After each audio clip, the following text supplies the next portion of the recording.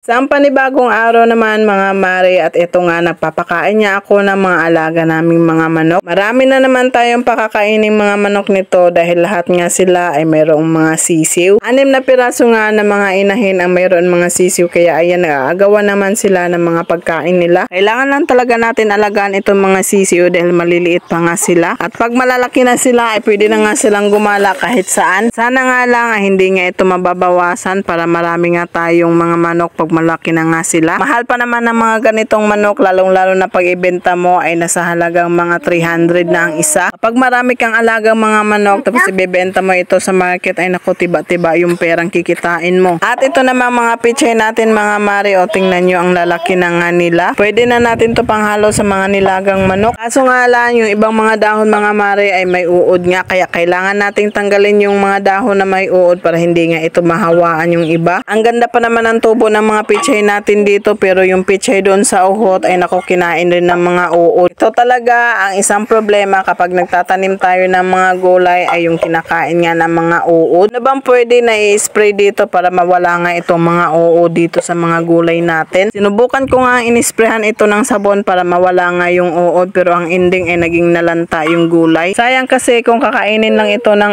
uod, lalong-lalo na ngayon na malalaki na nga ito. Yung iba nga nito ay pwede na nga nating gulayin kahit sardinas lang yung panghalo natin. Sayang nga yung mga dahon nito dahil kinakain nga ng uod na yun pa naman ang kailangan natin. At nung matapos na nga ako dito, tingnan ko nga yung maliit na bata dahil dito na nga siya sa dulo ng higaan namin, at konti na lang talaga nagalaw niya ay mahuhulog na nga ito. Sobrang likot na talaga nitong batang to, yung pagulong-gulong lang siya at kahit saan na nga siya napupunta. Tingnan nyo nga mga mare kung ano nga ang ginagawa nitong maliit na bata, at ayan nga, umiiyak na nga siya at kinuha ko na nga at nandito nga kami sa labas. Pag nagising na talaga ito ay ayaw na nga niyang magpaiwan. Kaya kahit saan ako at kung ano yung mga gagawin ko ay dala-dala ko nga siya. Kahit nga paghugas ko dito ng plato ay ayan, bit-bit ko nga itong maliit na bata. Nilagay ko nga siya sa kuna niya dahil sinasabunan ko nga itong mga pinggan dito, at iyak nga siya ng iyak, kaya ayan, kinuha ko na lang. Talaga ang mahirap kapag wala kang kapalit sa pagbabantay nga o paghawak man lang nitong bata. Yung mga gawain mo ay hindi mo nga matapos-tapos. Kaya ang ginagawa ko na lang kapag gising nga ito ay dinadala ko na nga lang siya kahit saan nga ako magpunta. At kinabukasan, araw nga ng linggo, at naggayak naman kami dahil magsisimba nga kami. Gaya nga ng sinabi ko mga mare, ay dala-dala ko nga ito maliit na bata kung saan nga ako pupunta. At nung natapos na nga kaming magsimba ay eto, nakauwi na nga kami dito sa bahay at natulog na nga yung maliit na bata. At sa wakas, hindi na nga nakadikit sa katawan ko yung maliit na bata dahil nakatulog na nga siya, at nilagay ko na nga siya sa duyan niya. Huwag kalimutang i-like and share ang ating video, at hanggang dito na lang. Maraming salamat!